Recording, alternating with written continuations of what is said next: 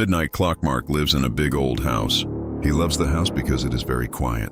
Every day he works on his computer, drinks coffee, and watches his favorite TV shows. His life is very relaxing. But last week, everything changed. It was a rainy Tuesday night. Mark was in bed, but he could not sleep. It was very dark.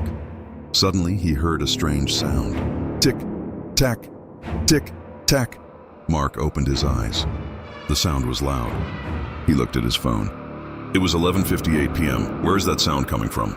He thought. He did not have a grandfather clock in his house. He only had his phone and a small digital clock on his table. Digital clocks do not make a ticking sound. He got out of bed. The floor was cold. He walked slowly into the living room. The sound became louder. Tick, tack, tick, tack. He turned on the light, but the light did not work. The house stayed dark. Mark used the light from his phone. He looked around the room. There was nothing there.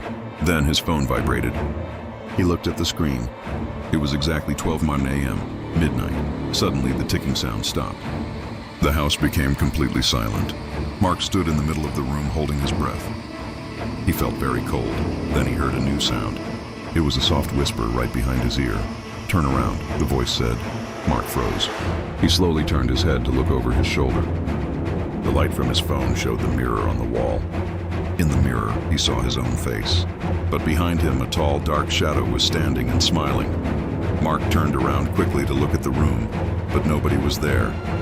He was completely alone. He looked back at the mirror. The dark shadow was still there in the reflection, and it was holding Mark's shoulder. Mark felt a cold hand on his real shoulder. He closed his eyes and screamed, but no sound came out of his mouth.